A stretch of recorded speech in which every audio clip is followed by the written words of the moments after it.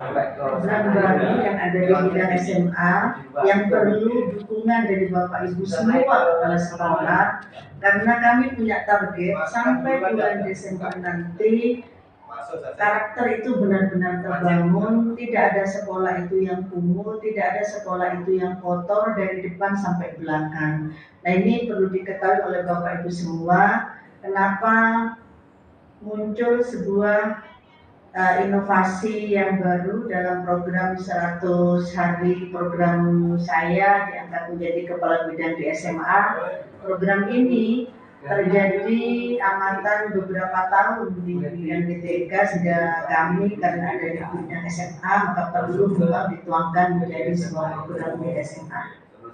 Karena Bapak Ibu semua perlu diketahui bahwa tidak semua sekolah itu teratur atau tertata di semua sekolah. Memang ada sekolah yang sudah tertata, artinya tidak semua, belum rata dari 423 lembaga. Lalu masih terjadinya kekerasan baik secara verbal maupun non verbal, bullying dan lain-lain. Ini hal yang memang perlu kita hindari Bapak Ibu, apalagi ada Permendikbudristek nomor 46 tahun 2023 tentang bagaimana meminimalisir terjadinya kekerasan di sekolah, yaitu tentang pencegahan kekerasan di satuan pendidikan. Lalu yang ketiga, pertimbangan kami risetnya nilai-nilai etika dan sopan santun. Kemungkinan Bapak Ibu semua para kepala sekolah sudah bisa mengevaluasi semua bahwa masih ada anak-anak yang sopan santun, dia tidak paham etikanya, dia tidak paham sehingga karakter itu tidak masuk ke dalam pribadi personal masing-masing peserta didik, dan juga perlu peningkatan prestasi akademik untuk SMA Taruna. Nah, Bapak inilah yang pertama adalah kami ini ada gerakan SMA bermural dan berkarakter.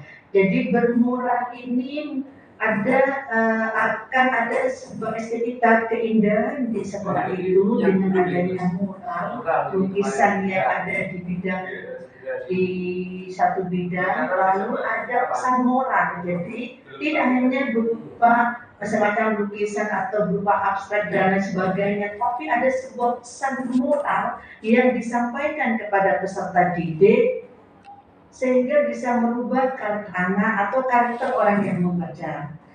Nah, cara inilah mungkin cara yang akan menyentuh kepada peserta didik dalam rangka meningkatkan kualitas karakter yang dimiliki oleh masing-masing peserta didik yang ada di SMA. Dan juga dengan adanya gerakan ini, kita memfasilitasi juga guru seni kita, anak-anak kita yang bakat di bidang seni. Lalu dia, kalau misalnya dia membuat pesan moral sendiri lewat moral itu, anak akan merasa memiliki dengan quotes itu, dengan kalimat yang dirangkai itu.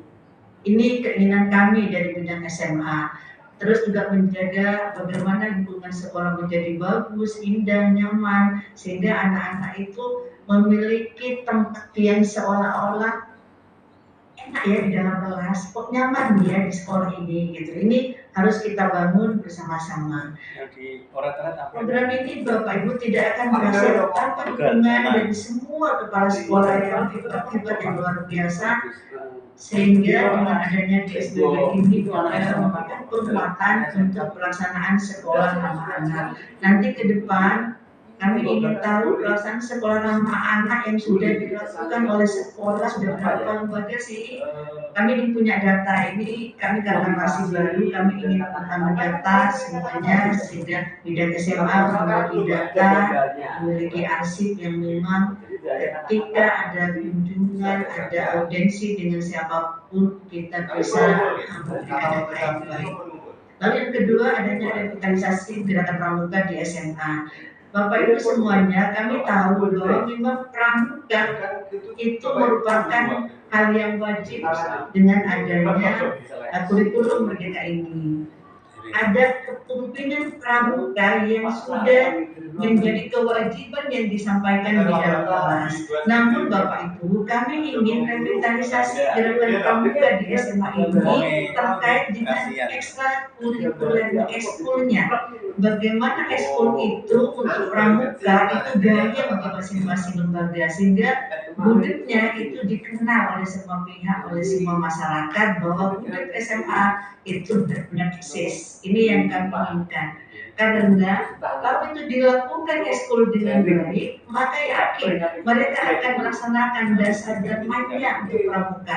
Mereka akan memiliki karakter yang baik, karakter keberaniannya, karakter untuk berinovasi, berkreasi, etika, saling menghargai itu terbangun di dalam perpramukaan dengan melalui berbagai macam kegiatan-kegiatan, atau misalnya bagaimana anak-anak kita wajib untuk pendekatan khusus. Nah itu bagus, bagaimana anak-anak berjuang supaya dia menjadi lulus. Nah hal inilah Bapak Ibu yang ingin kami tanamkan, sehingga nanti keinginannya bagaimana mengembangkan potensi kepemimpinan, kemandirian, keterampilan tentang hidup, dan penanaman nilai-nilai sosial itu menjadi dimiliki oleh semua peserta didik tanpa dia disuruh oleh kita, kamu harus begini. Tapi dengan berbagai macam kegiatan di dalam pramuka secara tidak langsung mereka akan tertanam. Karena jujur Bapak Ibu, saya merasakan itu. Di dalam pramuka lah saya dididik betul bagaimana menjadi orang yang berani, yang tangguh. Itu di dalam pramuka itu memang benar-benar ditanamkan oleh kakak pembina kita masing-masing. Karena kepala sekolah kan sebagai kakak pembina. Dengan seperti itu maka akan memperkuat penanaman karakter dengan adanya gerakan pramuka untuk ekskulnya. Lalu bisa memberikan pengalaman yang baik kepada generasi muda kita, sehingga dia punya rasa peduli tanggung jawab, dan bagaimana juga dia bisa mandiri, sekaligus juga bagaimana mewujudkan profil pelajar Pancasila. Nah Bapak Ibu, ada juga tentang kerajinan ini sudah dibahas bersama SMA Taruna, dan SMA Taruna sudah siap untuk melakukan Taruna Kreatif Camp.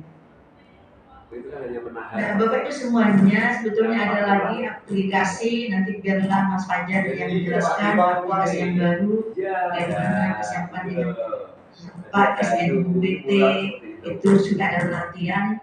Aplikasi yang kita buat sudah ada, tinggal nanti panjenengan untuk mensosialisasikan dan mencoba. Nanti Mas Fajar yang Mas Fajar diinformasikan kepada semua kepala sekolah, termasuk juga bagaimana kalau misalnya mengadakan ulangan di situ sudah ada. Tapi itu hanya contoh Bapak Ibu yang ulangan, karena kurikulum Merdeka memberikan kemerdekaan bagi guru untuk berinovasi, berkarya, kreativitas, dan soal, maka silakan itu sebagai contoh saja dari kami.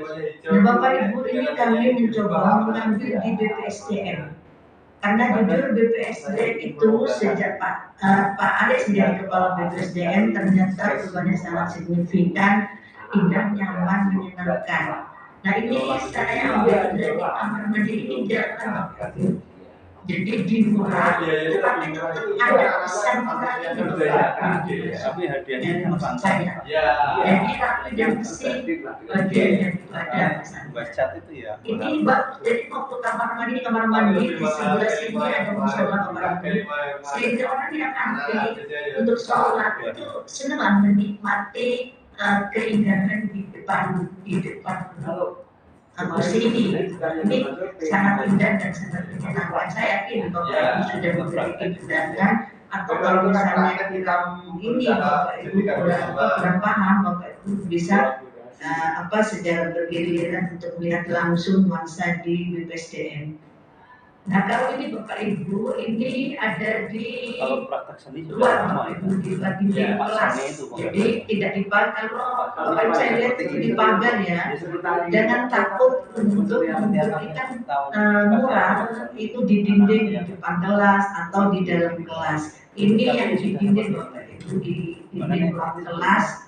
Jadi ada gambar seperti ini, tapi ada pesan moral ini maksud kami Bapak Ibu. Ini yang dimaksud, jadi disesuaikan bagaimana pesan moral yang ada di sekolah bisa merubah karakter anak, bisa menanamkan karakter anak, sehingga anak memiliki etika yang bagus, sopan santun yang baik, dia memiliki rasa peduli, tumbuh rasa kasih sayang, tumbuh saling memperhatikan, saling menghargai di antara teman. Ini yang diinginkan oleh kami. Kalau di Pak Nur ada. Nah, ini yang ada di salah satu juga Bapak Ibu, menjadi juga ini juga di dalam ruangan Bapak Ibu ada sebuah kursi yang bisa dibaca Bapak Ibu semuanya. Nah, ini Bapak Ibu yang terakhir juga ini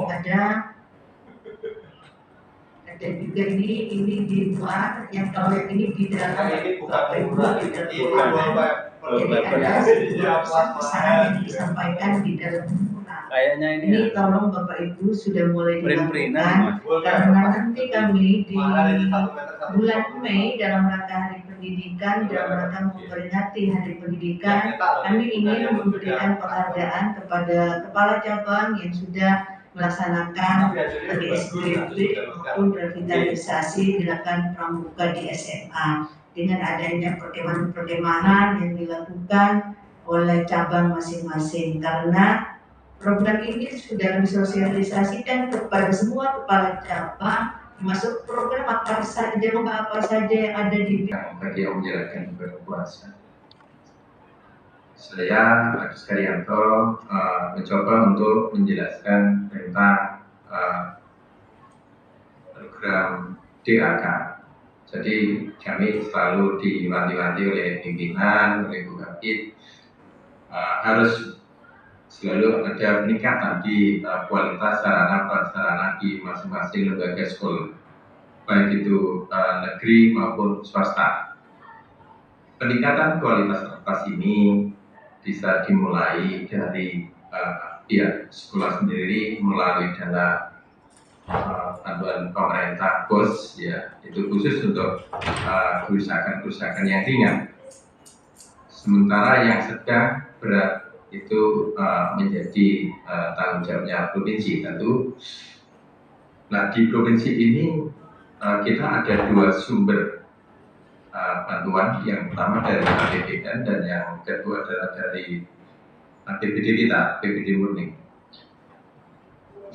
Sumber dari APBN itu bantuannya berupa DAK atau dana alokasi khusus fisik. Nah, Bapak dan Ibu sekalian, kita telah menerima informasi bahwa Dapodik ini sedang dibuka, ya, dan akan dilakukan pada tanggal 31 Maret besok. Nah, senyambang pemberitahuan ini mereka tidak sikapi dengan baik. Kami berharap sekolah-sekolah, utamanya yang belum pernah menerima DAK, ini menjadi prioritas kami. Tapi, nah, di DAK ini pengajuannya itu adalah melalui sistem aplikasi, yaitu yang pertama adalah dari data Dapodik. Oleh karena itu, semua sekolah diharapkan mengupdate Dapodiknya. Ya, seringkali terjadi kepala sekolah memerintah kepada Wakasatgas dan operator Dapodik diupdate Dapodiknya, tetapi lupa bahwa bantuan rehab ini wajib ada analisa kerusakan dari PUPR, wajib sifatnya. Nah, analisa kerusakan foto wajib diupload di data Dapodik, ya, itu wajib. Sehingga kan kalau panjenengan sudah berkirim surat, berkirim proposal pada Dinas Pendidikan Provinsi, tapi data Dapodik panjenengan tidak diupdate, maka kami tidak bisa berbuat apapun. Karena setelah prosesnya, mohon izin saya juga menjelaskan prosesnya bantuan DAK dari awal. Jadi paling awal sekolah yang harus dilakukan adalah jika melakukan pembangunan baru, ya butuh bantuan pembangunan ruang kelas misalnya. Untuk negeri harus memiliki lahan di mana fotokopi sertifikat yang sudah menjadi asetnya Pemprov Jatim itu diambil. Ya, karena ada beberapa sekolah yang asetnya ini belum diserahkan pada pemerintah Provinsi Jawa Timur. Gitu. Ya, ada sebagian kecil yang memang masih asetnya itu asetnya pemerintah kabupaten. Ini tentu tidak bisa, meskipun itu negeri. Nah, yang untuk swasta bagaimana? Yang swasta harus sertifikat lahan atau tanah dan sudah menjadi asetnya yayasan. Ada yang miliknya yayasan, tapi di sertifikatnya itu masih nama ketua yayasan, ini tidak boleh. Ya, itu yang akan akan bisa lanjut. Nah, ini penting. Gitu. Jadi itu untuk pengajuan pembangunan baru, baik itu pembangunan ruang kelas, pembangunan perpustakaan, pembangunan laboratorium dan lain-lain. Jadi untuk pembangunan baru wajib memiliki lahan. Negeri harus sudah menjadi asetnya Pemprov di sertifikatnya. Di swasta sertifikatnya harus bisa menunjukkan bahwa sertifikat ini sudah menjadi asetnya yayasan atau nama yayasan. Terus bagaimana kalau rehab? Nah, bagi Bapak Ibu yang mengajukan rehabilitasi, baik itu ruang kepala sekolah, ruang TU, jadi menu-menunya banyak sekali. Jadi bisa rehab TK, rehab perpustakaan, rehab ruang kelas, lab, toilet atau jamban, itu masih menjadi skala prioritas pemerintah pusat. Nah, syarat utama untuk bisa mendapatkan bantuan rehabilitasi, maka harus ada sebuah analisa kerusakan. Analisa kerusakan ini yang ditandatangani oleh PUPR. Itu boleh PUPR kabupaten, ya, boleh juga PUPR provinsi.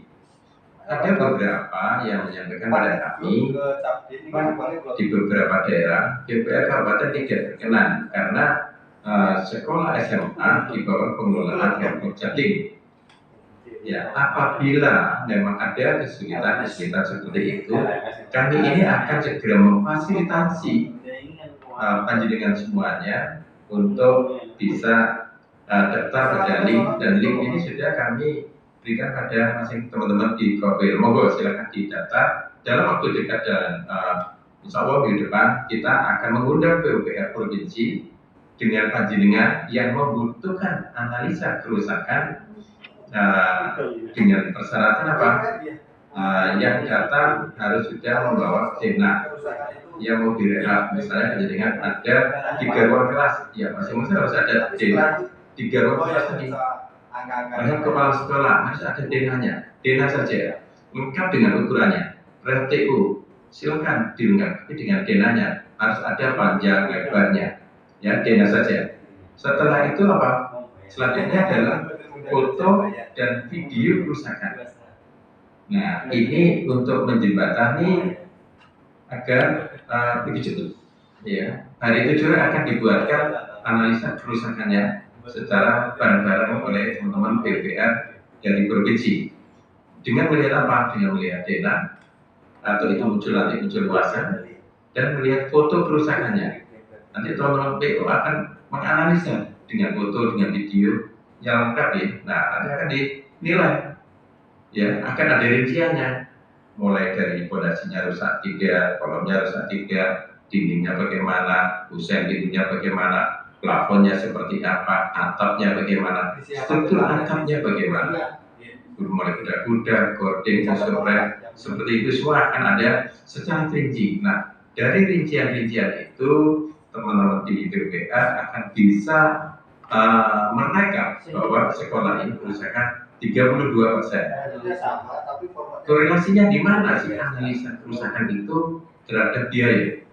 Nah, ini penting panjenengan untuk ketahui. Ketika panjenengan bahwa dinyatakan analisa kerusakan untuk ruang kepala sekolah ini contoh, bahwa ruang kepala sekolah ini rusaknya sebesar 35%. Nah, akhirnya kan 35% dikalikan harga satuan per meter persegi misalnya. Ruang kepala sekolah luasannya 30 meter persegi misalnya. Nah, kalau bangun ruang kepala sekolah itu per meter persegi misalnya 5 juta, maka membangun baru untuk ruang kepala sekolah adalah 150 juta yang dibutuhkan. Ketika ruang kepala sekolah itu rusak di 35%, maka 35% dikalikan 150 juta, ketemulah anggaran untuk rehab ruang kepala sekolah. Nah, kira-kira seperti itu. Seperti itu Bapak Ibu, nanti kita bisa tanya jawab gitu ya, secara bergantian untuk lebih jelas. Selanjutnya, ada pertanyaan lagi. Terus, ketika kami sudah punya analisa kerusakan PUPR, apakah kami pasti dapat DAK? Nah, jawabannya adalah belum tentu. Kenapa? Tentu ada beberapa parameter yang menjadi evaluasi teman-teman dari Bapeda Provinsi Jawa Timur. Jadi kami selaku di Satras untuk Dinas Pendidikan itu kami memiliki aplikasi yang dibuat oleh pusat, namanya aplikasi Krisna. Setelah panjenengan mengupdate data dapodik lengkap dengan analisa kerusakan PUPR, maka dapodik panjenengan sudah baik. Nanti akan kami masukkan dari rekap dapodik itu, kami masukkan, saya bersama teman-teman di Satras akan memasukkan di aplikasi Krisna. Ya, di aplikasi Krisna ini tidak hanya kami yang bekerja, tetapi ada Bapeda Provinsi Jawa Timur. Bapeda Provinsi Jawa Timur ini akan approve mana sekolah yang dapodiknya memang benar-benar. Contoh misalnya sekolah kami usulkan sekolah A untuk dapat rehab 8 ruang kelas, rehab kamar mandi, rehab kepala sekolah, rehab ruang lab, dan seterusnya. Tugasnya Bapeda akan memverifikasi apakah sekolah yang kami usulkan ini sudah ada di dapodik dengan benar. Ternyata sekolah A kami usulkan 8 ruang kelas, ternyata PUPR yang diupload oleh panjenengan hanya 2. Maka yang diupload oleh Bapeda Provinsi Jawa Timur ya cukup 2. Ya, jadi itu difilter. Nah, setelah itu apakah hanya itu filternya? Tidak. Jadi itu akan dilihat di histori sekolah panjenengan, itu akan ada. Ternyata sekolah A ini 2 tahun yang lalu atau 3 tahun yang lalu telah menerima bantuan DAK. Nah, itu akan detail. Tidak bisa. Setelah itu ada parameter lagi. Parameternya adalah di 3 tahun terakhir siswanya bagaimana? Naik atau turun? Ketika di 3 tahun terakhir penjaringan siswanya itu turun, ya minimal tetaplah turun sedikit tidak apa-apa, ada persentasenya. Tapi kalau itu turunnya drastis, ya tentu akan dianggap bahwa peminatan terhadap sekolah tersebut untuk masyarakat kurang. Itu akan menjadi pertimbangan. Selanjutnya adalah bagaimana jumlah siswa. Kalau jumlahnya di bawah 60, ya tentu akan detail. Ya, maka jumlahnya coba kalau bisa ditambah, ya paling tidak 60 ke atas. Seperti itu kira-kira. Nah, dari Bapeda Jatim itu juga masih akan dikaji lagi oleh Kementerian Pendidikan, ya, Kemendikbud, dan juga oleh Bappenas. Nah, setelah biasanya untuk DAK di 2025 nanti, kami ini akan dibuka forum usulan, ya, bagi aplikasi Krisna sekitar di bulan Mei Juni, ya, Mei Juni sampai Agustus itu kami sampai date. Biasanya banyak yang kami usulkan. Jadi teman-teman dari Kowil, jadi misalnya Rasuan, Kowilnya ini, Belindo, Kowilnya ini, ya, ada teman-teman di teman-teman Satras itu kami coba menjaring juga dari situ. Nah, selanjutnya Bu Kapit kami juga akan segera kirim surat kepada Bapak Kepala Cabang agar mengusulkan sekolah-sekolah yang menjadi prioritas. Ini suratnya akan segera kami tunjukkan. Jadi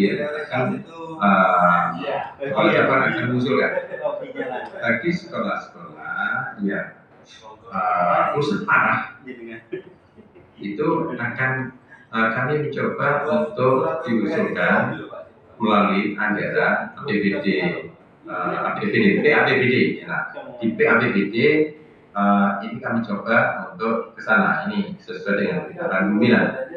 Begitu. Jadi apabila didesakan nanti tidak tercover akan dilanjutkan lagi dengan kemampuan PPD murni. Cuman ini perlu kami sampaikan bahwa setelah kami beberapa waktu yang lalu rapat dengan Bupati juga di Bapeda menyampaikan untuk di APBD murni Pemprov Jatim tahun anggaran 2025 itu turun sebesar 4 triliun, ya tidak tanggung-tanggung. Jadi memang kemampuan APBD kita tidak sebanding dengan jumlah sekolah SMA di Jawa Timur. Tapi alhamdulillah selama ini di angka kita masih masuk nominasi, ya masih kira-kira ya yang ke-5 atau ke-6 yang terbesar untuk secara nasional di situ. Nah, Bapak Ibu sekalian, jadi kira-kira seperti itu yang bisa kami sampaikan. Jadi ada 2 sumber APBN melalui DAK dan di APBD kita. APBD itu ini nanti di APBD itu sekitar bulan 10 nanti insya Allah yang tidak tercover di DAK dan itu sekolahnya benar-benar ambruk, ya ambruk dan itu sangat dibutuhkan dan itu banyak yang seperti itu banyak. Cuma di APBD kita tidak banyak kemampuan anggarannya. Berdasarkan pengalaman kemarin di APBD kita, ya di kisaran di bawah 20 lokasi di situ. Oleh karena itu, semoga yang pertama kami sarankan segera update di Dapodik, dicek betul. Bagi yang belum memiliki analisa kerusakan PUBR, kami memfasilitasi. Kami sudah berkomunikasi dengan teman-teman di PUBR, ya tidak perlu menunjuk ke langsung komunikasi, tapi alhamdulillah PUBR dengan melihat foto dan juga video, beliau sudah berkenan untuk membuatkan sebuah analisa kerusakan dan ini bisa sangat efisien, ya bisa sangat efisien. Moga itu dilakukan. Yang kedua, tolong diupdate Dapodik, jangan lupa diupload setelah dapat analisa kerusakan. Selanjutnya, berarti kita dulu, Pak. Bagi sekolah yang memiliki analisa kerusakan, misalnya di penyiakan juga di tahun 2020, sementara analisa kerusakan itu di tahun 2021, 2022, maka masih bisa. Jawabannya adalah masih bisa. Ya, logikanya kan kalau rusak di tahun 2021 sudah 35% dan bangunan itu tidak dengan lakukan perbaikan, semakin di sini tentu semakin rusak, harusnya semakin besar. Apakah boleh diupdate kerusakan? Boleh. Artinya kalau diupdate maka anggaran yang akan kejadian terima tentu makin besar. Tapi kalau misalnya kerusakan itu masih masih tersisa di situ, ya tentu tidak perlu karena ya tentu anggaran kejadian, ya tapi tetap itu bisa kami bisa diterima untuk analisa kerusakan yang sebelum tahun 2024. Yang penting memiliki analisa kerusakan di situ. Mungkin sementara itu atau tadi bisa lanjutkan untuk berdiskusi bagi sekolah-sekolah. Moga ini harapan kita dan semua sekolah berkesempatan yang sama untuk mendapatkan bantuan DAK. Tentunya ada evaluasi parameter yang seperti tadi. Mungkin sementara saya akhiri di situ. Mungkin nanti Mas Eko bisa difasilitasi. Mungkin bisa ada yang diskusi. Moga silakan. Saya akhiri. Assalamualaikum warahmatullahi wabarakatuh. Waalaikumsalam warahmatullahi wabarakatuh. Terima kasih Pak Agus Trianto selaku koordinator sarana prasarana. Bapak Agus Trianto, yang mulia dan Bapak Ibu kepala sekolah negeri Kenal itu selanjutnya terkait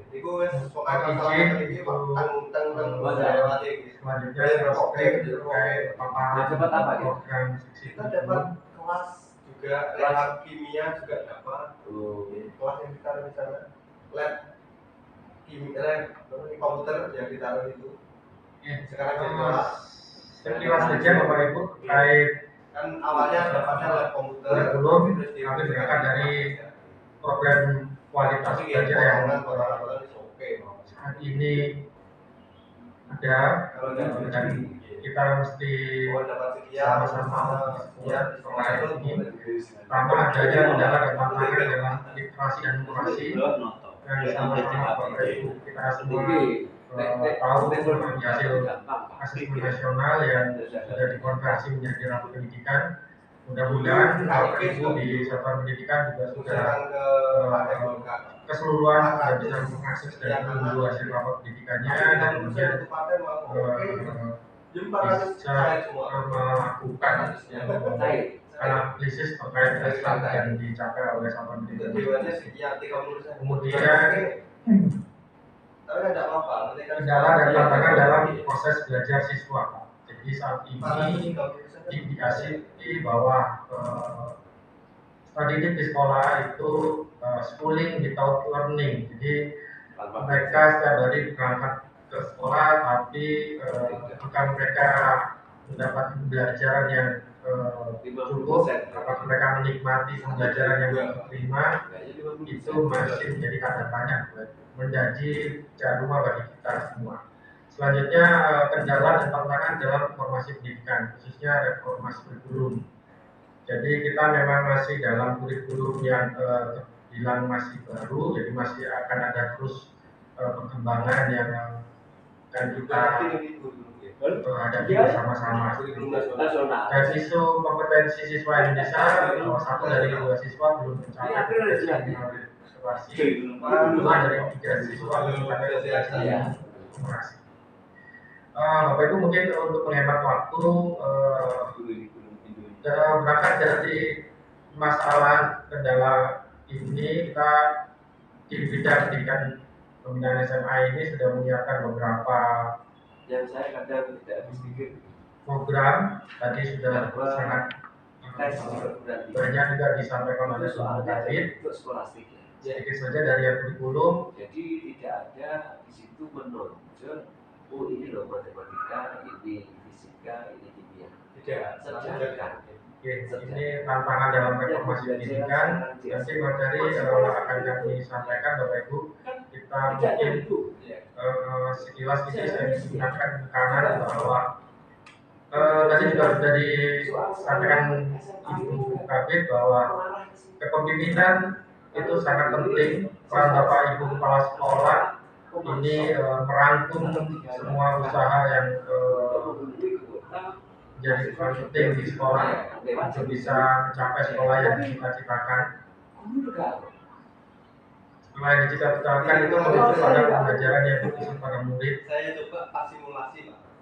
Soalnya saya ambil dari Didik mampu menyediakan proses pembelajaran yang menyenangkan. Belum saya lihat hasilnya bagaimana. Simulasi kemarin Ya, jadi beda yang pertama bahwa saat ini kita ikut bersama dengan kepala sekolah untuk bisa nantinya memandu seluruh warga sekolah dalam meningkatkan layanan pendidikan secara berkelanjutan dan bersama-sama.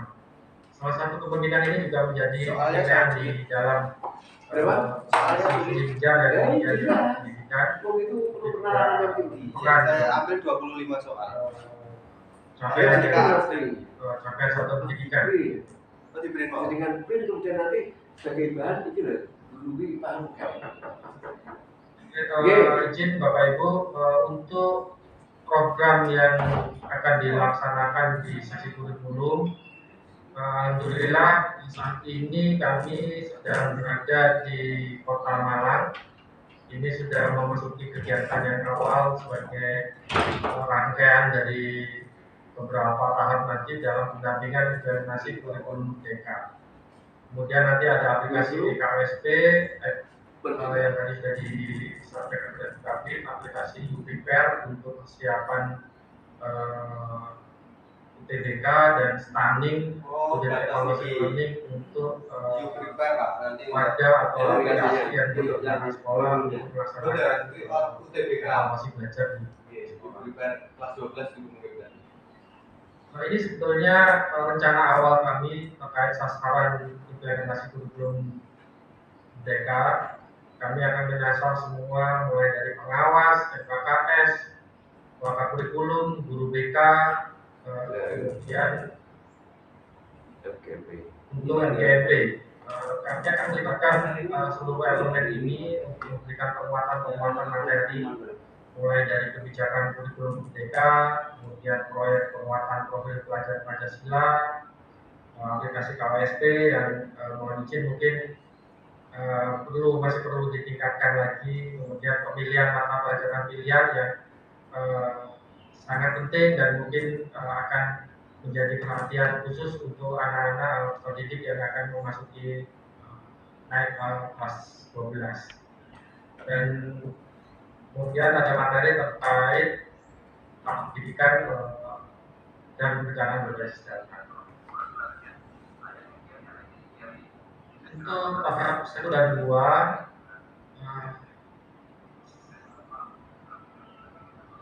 pimpinan Ibu Kepala Bidang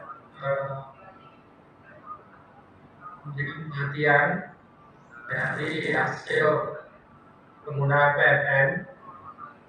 Memang 57% sudah dengan kategori baik, tapi kita masih punya PR bahwa masih ada 30% dari sekolah Jawa Timur yang masih perlu ditingkatkan. Kemudian ini sekilas ringkasan terkait hasil AN yang capaian di rapat pendidikan. Untuk kemampuan literasi dan numerasi, alhamdulillah sudah baik. Cuman untuk kategori kurang kita masih sangat banyak di daerah-daerah yang bisa dilihat ya Bapak Ibu, mulai dari 10 itu sebenarnya tingkat kurangnya yang paling banyak. Jadi untuk tahap 1 dan 2 ini kita memberikan arahan untuk kita lebih tajam lagi sasaran pelatihan IKM ini kami tujukan kepada satuan pendidikan yang masih berada dalam zona kurang capaian literasi maupun numerasinya. Mungkin ada pertanyaan kenapa yang diundang sekolah-sekolah tersebut, jadi kriterianya adalah itu. Dan seperti ini kami masih berlangsung sampai dengan hari Jumat besok. Mudah-mudahan bisa berjalan dengan lancar. Selanjutnya Bapak Ibu ini terkait KWSP, kegiatan rutin selama ini. Mungkin kami ingatkan lagi kepada kepala sekolah untuk segera menyelesaikan proses penyusunan, kemudian bisa mengajukan verifikasi dari pengawas, bisa kemudian pengasahan hasil UTBK soal kemarin. Selanjutnya untuk aplikasi YouPrepare ini saat ini sudah jadi ada bahasa Inggris, bahasa literasi bahasa menyelesaikan tahapan uji coba ke beberapa sekolah pilot project. Cuman hasil evaluasi kami memang masih memerlukan beberapa peningkatan, terutama kemampuan siswa kami, sehingga nanti mudah-mudahan pada saat untuk persiapan UTBK nanti bisa lebih maksimal lagi karena jadwalnya sudah mepet, akhir sudah UTBK-nya. Tapi itu bisa ada rohnya. Itu untuk yang teknikal, kemudian yang stunning ini adalah aplikasi terkait evaluasi pembelajaran. Bapak Ibu, alamatnya ada di artikel lagi. Ini Masalah seperti ini. silakan Bapak Ibu nanti bisa mengakses dan keterangan lebih lanjut dapat menghubungi kami yang ada di kurikulum. Mungkin itu Bapak Ibu kepala sekolah sedikit dari seksi kurikulum. kurang lebihnya kami mohon maaf. Ya, taufiq wal hidayah. Wassalamualaikum warahmatullahi wabarakatuh. Terima kasih Mas Heru. Saya kembalikan dan dapat. Terima kasih Mas Fajar. Kemudian ada lomba-lomba, kemudian ada kegiatan camp, tingkat penggerak dan program khusus yang tadi telah disampaikan oleh Bu Suhar tadi. Langsung saja, di Bapak Ibu. Berikut ini adalah inovasi bidang yang sudah disampaikan oleh Bu Kabid tadi. Mungkin penjelasan lebih rinci tadi sudah disampaikan oleh Bu Kabid. Tapi ada sinambungan, khususnya yang untuk revitalisasi gerakan pramuka. Nah, untuk revitalisasi gerakan pramuka ini, nanti pada triwulan keempat itu akan kami laksanakan camp pramuka tingkat tingkat. Nah, tempat dan waktunya nanti akan kami share kembali karena saat ini dari seluruh cabang dinas atas arahan Bu Kabid telah melaksanakan gerakan pramuka untuk revitalisasi. Nah, ini adalah untuk yang camp pramuka ini adalah wadah yang nanti yang terbaik dari yang baik yang ada di seluruh kabupaten kota nanti akan dikirim di camp pramuka tingkat tingkat ini. Kemudian di kami ada perizinan Bapak Ibu kaitannya dengan swasta, izin pendirian kelembagaan SMA negeri swasta, izin operasional sekolah, izin perpanjangan operasional khusus SMA swasta, izin perubahan satuan pendidikan. Ini nomenklatur nih Bapak Ibu. Kemudian izin penutupan kelembagaan SMA negeri dan swasta.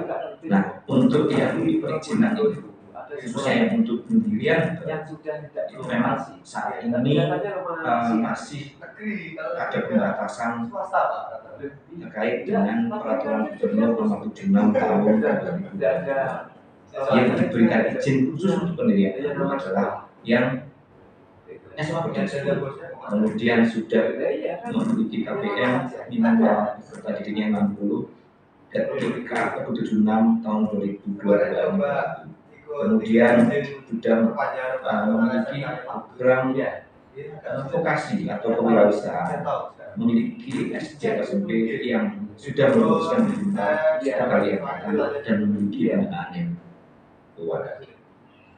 Alurnya seperti ini Bapak Ibu. Untuk seluruh perizinan di tingkat provinsi Jawa Timur itu harus melalui aplikasi JOS Jatim, jos.jatim.go.id.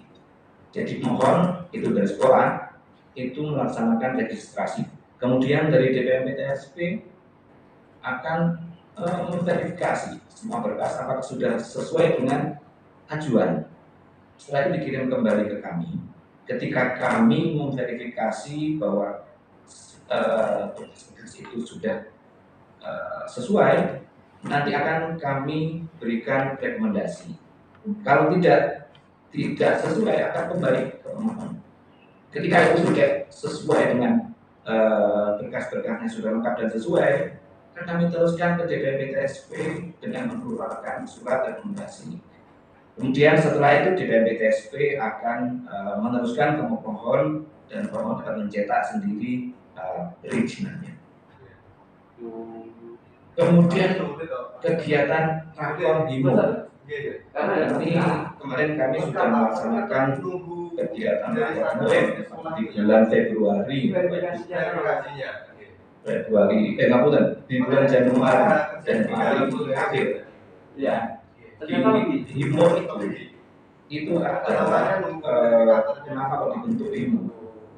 Karena awal dulu ketika POSIS itu terbentuk dan Undang-Undang 23 itu sudah berlaku di Provinsi Jawa Timur, kami melihat POSIS itu setiap kabupaten kota, setiap sekolah itu bergerak menurut konsep masing-masing. Nah, kami melihat bahwa adik-adik seumuran remaja, khususnya SMA, itu rawan untuk didompleni oleh paham radikalisme, kemudian bullying, kemudian ini memasuki tahun politik itu juga rawan untuk didompleng oleh politik-politik. Nah, kami tidak mau peserta didik jenjang SMA ini terkontaminasi dengan hal-hal yang di luar yang seharusnya mereka dapat. Intinya kami membentuk HIMO. HIMO itu ada HIMO provinsi dan HIMO kabupaten kota. Kemarin sudah terbentuk 38 HIMO kabupaten kota. Mungkin nanti bisa Bapak Ibu pelajari ya, nanti akan kami share di akhir sesi. Lumayan panjang ya. Yang ketiga adalah program SMA Double Track. Nah, di tahun 2023 sudah ada 133 lembaga yang tergabung di program SMA Double Track. Nah, dalam waktu dekat ini kami akan melaksanakan sosialisasi dan verifikasi awal khususnya untuk pelaksana program Double Track tahun 2024. Kami tetap melaksanakan kegiatan ini bekerjasama dengan ITS. Nah, nanti sekolah yang saat ini sudah melaksanakan program Double Track tetap kami akan verifikasi kembali, karena tidak semua satuan pendidikan yang sudah melaksanakan program Double Track akan tetap mendapat program Double Track di tahun 2024 ini. Kami ada 9 indikator untuk menilai maka program SMA Double Track ini dapat dilanjutkan di sekolah Bapak Ibu atau sekolah Bapak Ibu akan diganti oleh sekolah lain yang membutuhkan. Karena untuk verifikasi kembali ITS dan tim Dinas Pendidikan Provinsi Jawa Timur kaitannya untuk pelaksanaan program personal di Jawa Timur. Kalau Bapak belum mengetahui Double Track seperti apa, SMA Double Track itu adalah SMA yang melakukan kegiatan KBM yang reguler dan menegakkan kegiatan penunjang keterampilan secara berdampingan, dan itu dilaksanakan di luar jam pelajar. Dan sasarannya tidak semua peserta didik mendapatkan program ini, hanya peserta didik yang berencana untuk tidak melanjutkan atau menunda melanjutkan ke perguruan tinggi atau pendidikan yang lebih tinggi.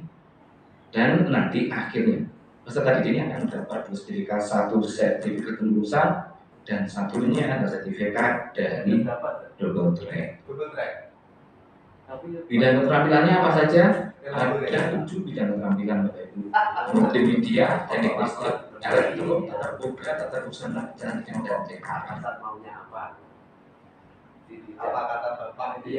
Nah, ini perkembangan Double Track mulai dari tahun 2018 pertama kali diluncurkan sampai dengan tahun 2023. Kenapa kok naik turun Bapak Ibu grafiknya? Itu tergantung dengan kemampuan pembiayaan dari APBD. Yang paling besar memang ada di tahun 2019 dan tahun 2020. Sampai ada 14.000 peserta didik yang dapat kami beri bekalan untuk keterampilan khususnya di program Double Track. Setelah itu terjadi penurunan dan akhirnya anggaran itu sampai dengan saat ini hanya 9.500 peserta didik yang dapat kami berikan bekal. Tapi itu tidak menyurutkan semangat kami untuk tetap melaksanakan program Double Track.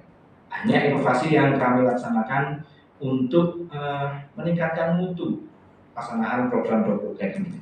Salah satunya itu ada PUS atau kelompok usaha siswa yang terdiri dari 5 atau 6 peserta didik yang di dalamnya itu mereka punya satu produk unggulan yang dapat mereka jual. Kemudian ada festival SMA Double Track dannya. Kami juga menjalin kerjasama dengan dunia, bahkan ada BPR, UMKM Jatim, BUMN dan bank swasta di dekat lokasi dari sekolah penerima program SMA Double Track.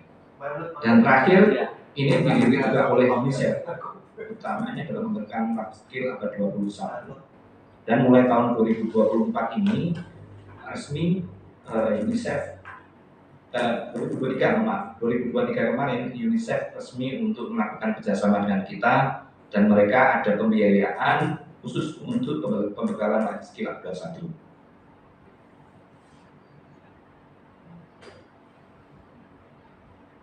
Kemudian yang keempat, SMA Award Bapak Ibu.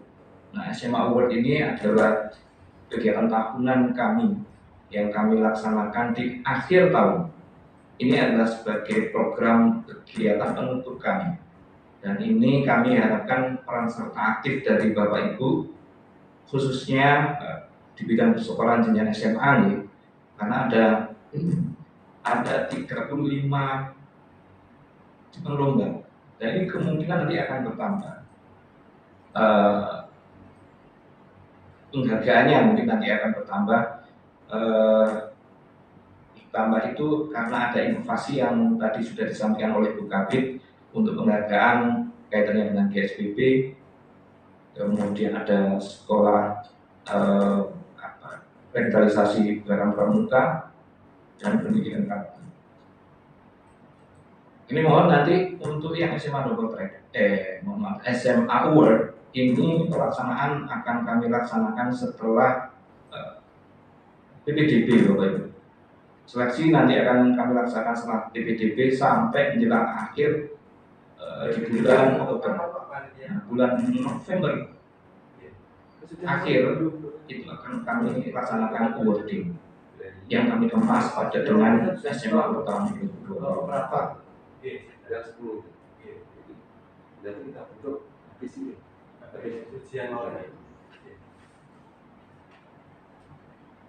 Kemudian terkait dengan lomba-lomba, nah ini yang saat ini mungkin informasi ini yang harus segera Bapak Ibu poskan ke peserta didik untuk persiapan pelaksanaan di tingkat kabupaten.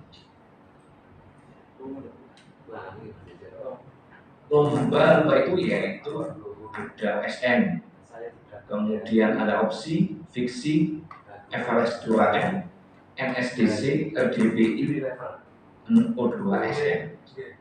Untuk yang OSN mungkin saat ini sudah mau dilaksanakan, sudah dilaksanakan tapi dicoba di tingkat kabupaten kota untuk seleksi OSNK.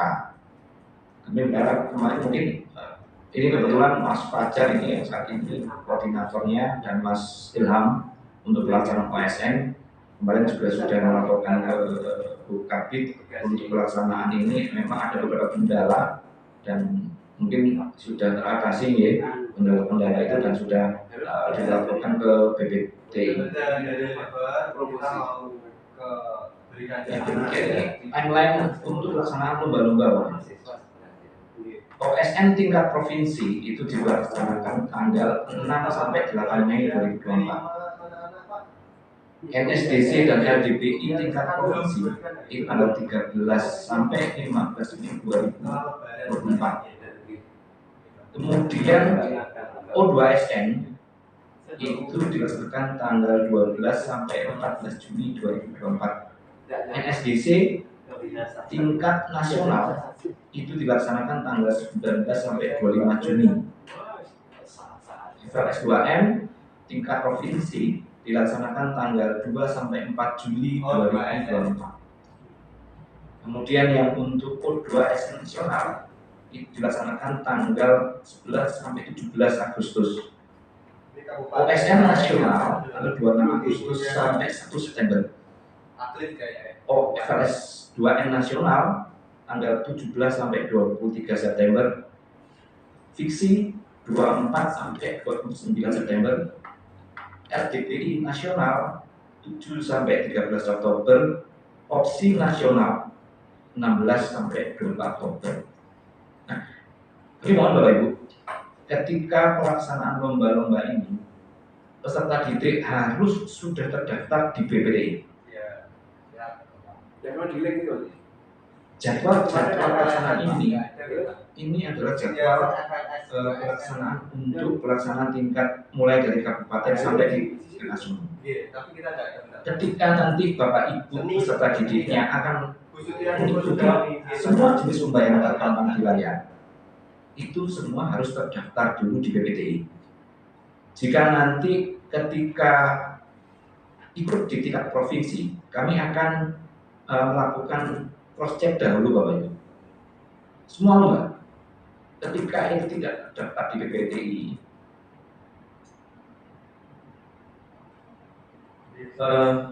kami tidak bisa untuk mengikutkan strategi Bapak Ibu menuju ke tingkat nasional, menuju ke tingkat provinsi. Kami akan kembalikan. Ini nanti akan berkoordinasi dengan cabang dinas, dan cabang dinas sudah mengetahui ini, dan kami berharap informasi ini sudah sampai di Bapak Ibu ketika kami sosialisasi di awal bulan kemarin. Dan para cabang dinas seluruh kabupaten kota.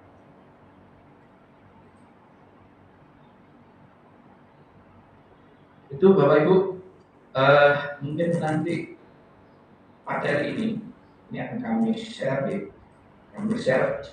di akhir tanya jawab, dan kami share juga linknya di kolom chat ya Bapak Ibu. Nah, untuk selanjutnya ini kami buka untuk sesi tanya jawab. Silakan Bapak Ibu melakukan tanya jawab dengan raise hand ya Bapak Ibu. Ini malah saya stop screen saya dulu. Mungkin dari kami, dari sesi lembaga dan strategi, kami akhiri paparan kami. Mohon maaf jika ada salah kata. Wassalamualaikum warahmatullahi wabarakatuh. Untuk selanjutnya, silakan Bapak Ibu untuk tanya jawab. Sesi kami buka. Untuk sesi pertama silakan dari Pak Sujianto, dari SMA 1 mana Pak? Barat. Monggo silakan Bapak. Terima kasih. Assalamualaikum warahmatullahi wabarakatuh. Waalaikumsalam warahmatullahi wabarakatuh. Ujian belajar dan yang terhormat Ibu Bidang Direktur ujian dari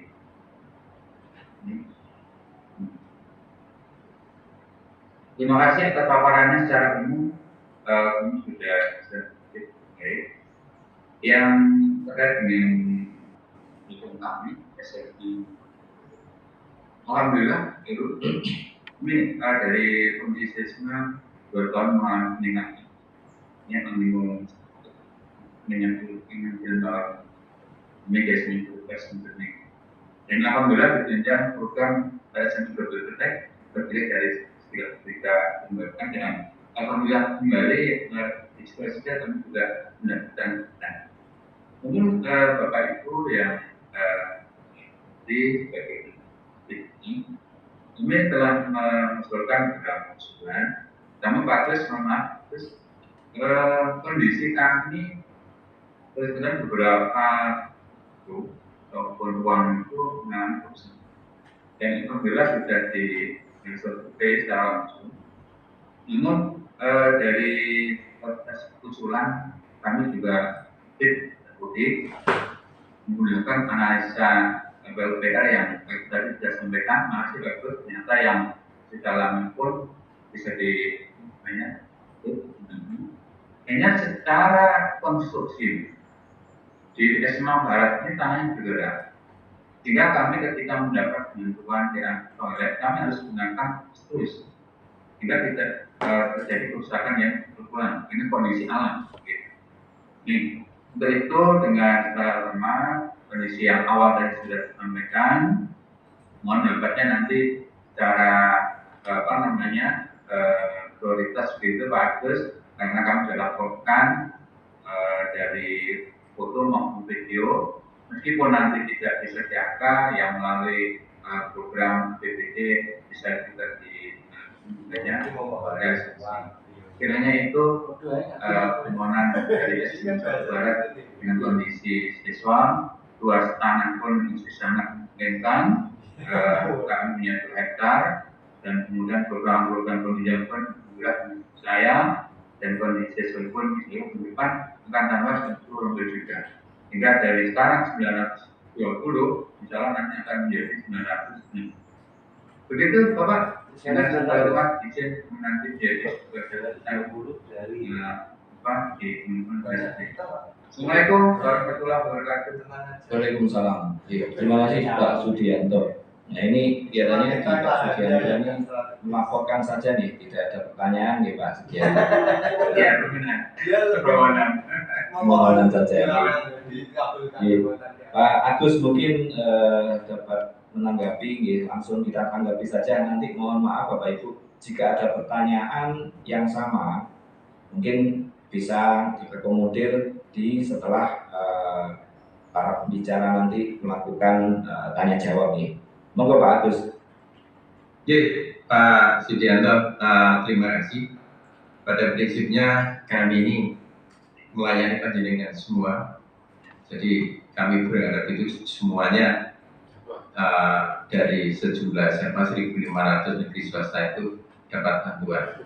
Jadi ayo kita berlomba-lomba dan kami di provinsi ini mencoba untuk memasukkan usulan-usulan panjenengan melalui data dapodik itu untuk mendapatkan bantuan. Jika semuanya sudah bagus semua, dapodiknya diupdate data kerusakannya dan semua sudah memenuhi syarat, tinggal terakhir itu kami tes. Tes itu oke, sudah masuk semua misalnya. Ada 40% yang sudah disetujui, terakhir kami tes dengan Kementerian Keuangan, ternyata pagu anggaran.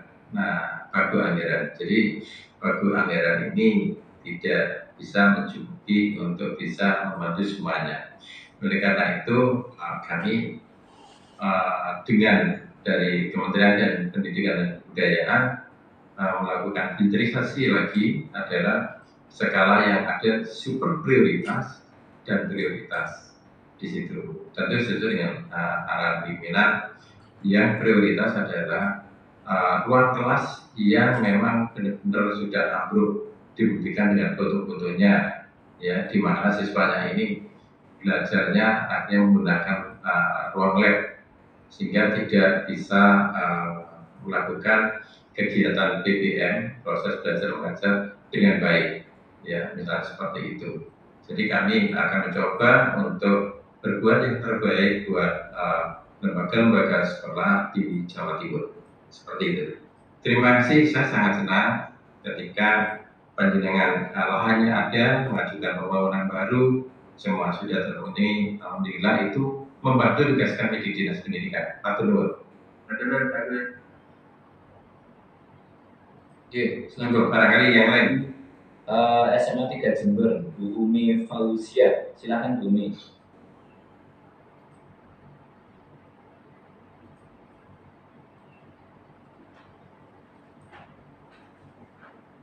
Terima kasih waktunya.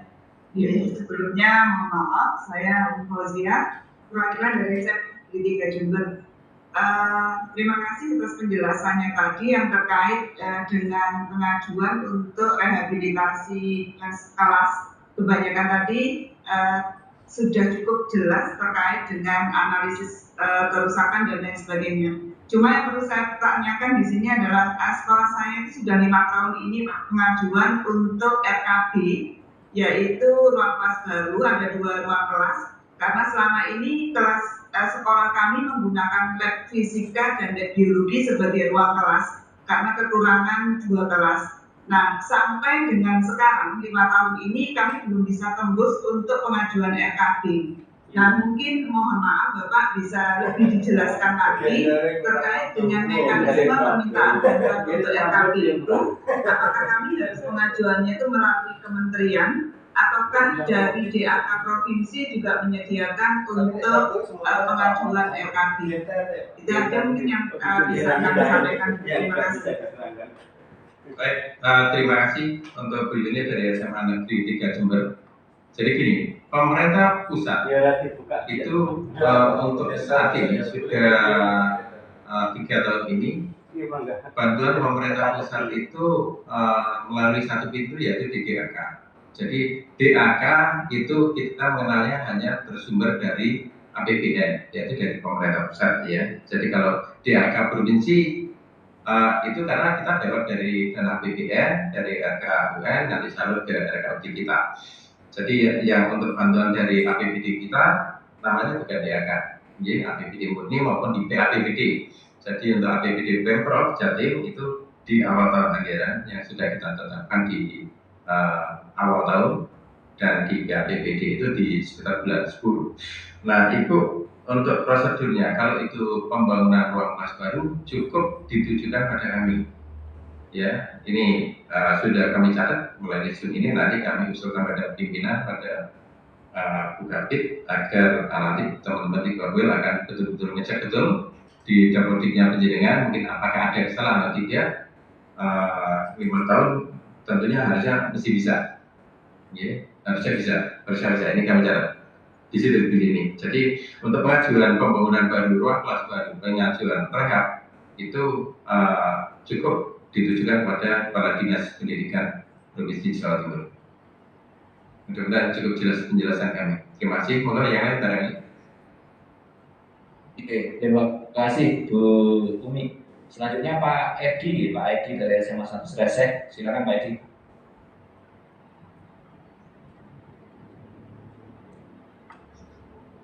Baik, terima kasih. Assalamualaikum warahmatullahi wabarakatuh. Yang saya hormati Ibu Edi selaku Kabid SMA dan semua peserta yang hadir dalam acara ini. Ada beberapa pertanyaan yang akan saya sampaikan. Yang pertama tentang pengalihan kepemilikan lahan. Tahun lalu sudah pernah diukur di sekolah kami, cuma sampai sekarang belum ada informasi tentang sertifikatnya apakah sudah jadi belum. Jadi yang pertama tentang lahan, sampai sekarang SMA selesai belum menerima sertifikat yang dari provinsi. Yang kedua tentang permohonan rehab, di Jawa SMA selesai dulu pernah akan mendapatkan Jakarta 2021, kemudian karena ada kesalahan prosedur bagaimana belum tahu, mungkin kesalahan kontrak dulu sehingga terpental sampai sekarang masih belum ada kejelasan. Dan kami mohon untuk informasi dari sekolah kami apakah tahun 2024 ini kami sudah termasuk yang terdaftar mendapatkan DAK tahun 2024 atau belum. Kalau belum maka kami akan memperbaiki kelengkapan lagi kami untuk pengusulan tahun 2025. Dan kondisi ruangan kami usulkan sekarang sudah banyak sekali yang bangunnya, Pak. Ruang mau roboh dan ruang komputer juga mau roboh sehingga banyak yang bambu yang penyangga. Itu sudah sampai 2 tahun lebih mungkin. Penyangga menunggu DAK yang akan kami terima, ternyata tahun kemarin batal lagi. Tahun 2003 batal lagi. Akhirnya ini semoga 2024 dapat lagi. Kalau enggak ya berarti mungkin akan kita lengkapi untuk tahun 2025. Demikian Pak yang dapat kami sampaikan. Assalamualaikum warahmatullahi wabarakatuh. Waalaikumsalam. Untuk Pak Edi dari SMA 1 Sresek, terima kasih. Ini perlu kami jelaskan, Kabid kami PPSFK sekarang sudah Ibu Suhartati, Pak Edi ya. Bu Edi sudah pindah di GTK. Oke. Jadi kami Ibu Suhartati. Nah, Pak Edi, jadi kami jelaskan begini. Untuk sertifikat bisa menghubungi untuk Mas Rocky ya di bagian aset. Ya, nanti akan didampingi Mas Rocky coba ke bagian aset di BPKD yang pertama. Yang kedua, ini untuk teman-teman sekolah yang tahun anggaran 2021 dapat DAK dan itu gagal memang di lelang atau tender, kami telah berkirim surat kepada Kemendikbud dan Bappenas. Pada saat itu bahkan kami juga datang langsung ke Kemendikbud untuk segera kami usulkan untuk dapat di DAK 2022 atau 2023. Ternyata kami ada komunikasi dengan Bappenas di Badan Pembangunan Nasional itu karena aplikasi. Nah aplikasi ini ternyata belum bisa menghapus teman-teman lembaga sekolah yang telah mendapatkan BHK 2021 sehingga itu terbaca bahwa penjenengan ini telah mendapatkan DHK. Nah, aturannya ketika sekolah ini sudah mendapatkan DHK di tahun 2021, maka 4 tahun berikutnya tidak dapat DHK. Nah, kalau itu 2021 sekarang 2022, 2023, 2024, nah, mudah-mudahan di 2025 ini sudah ada. Kami sudah menjelaskan bahwa di 2025 terbitkanlah itu sebuah aplikasi dan berlaku secara nasional.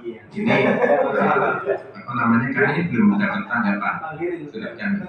Tapi insya Allah di 2025 penjenengan sudah punya kesempatan lagi, ya. Untuk teman-teman lembaga sekolah yang kasusnya sama, yang dapat DHK 2021 ini apa namanya itu tidak akan dapat di 22, 23, 24. Nah, nanti 2025 nih perlu dilakukan isolasi lagi di narkotiknya. Ini penjelasan dari kami maupun yang lain. Izin operasional ya, terima kasih Pak Agus. Silakan selanjutnya Pak Teguh dari Satu Lumbang. Link materi diunduh mau betul Pak? Jangan.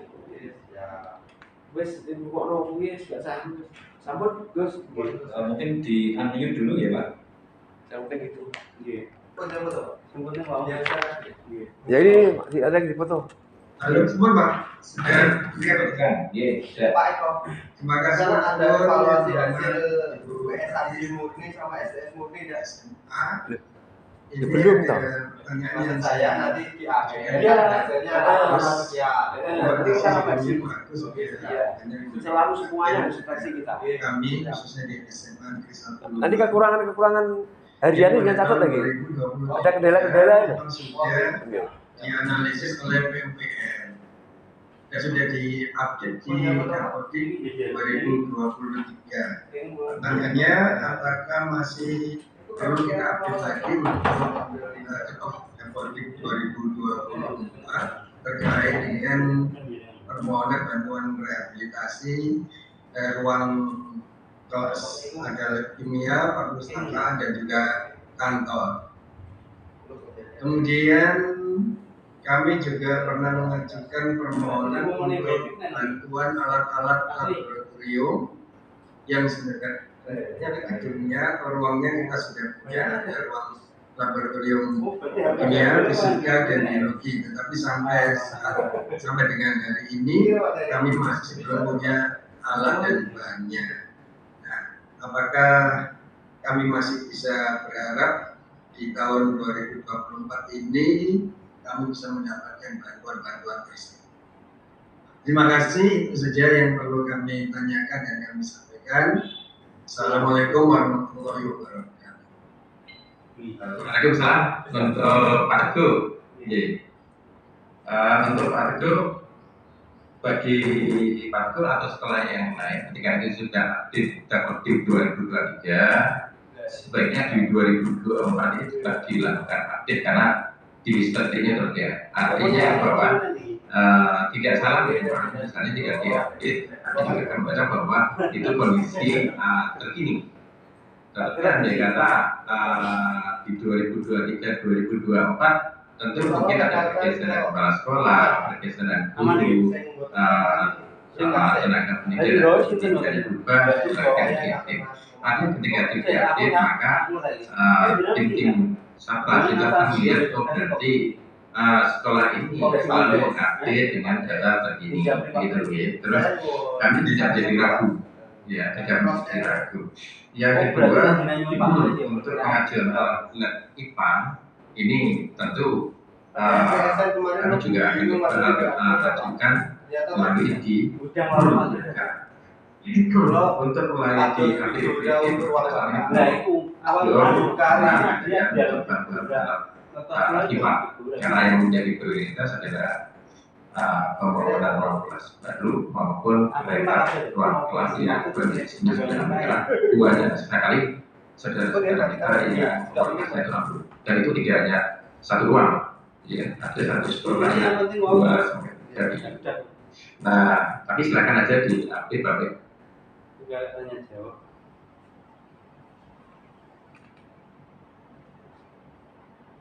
Dapurnya pun Pak, tenang mawon. Analisis sejarah sampun. Karek berkasih itu loh, monggo berkasih. Sudah analisis kerusakan. Oh, tidak. Yang menilai dari PUPR kok mumpul. Saya sesuai PUPR. The Bluetooth device is ready to pair. Ya harusnya tidak bisa, tapi kan minimal kan sama. Umpama pendataan kan harus katut dhisik, tinggal benahi berkas dan keluar. Itu biar di sini berarti. Ini HP-nya jenengan mungkin nek ketinggal. Mati ini Mas.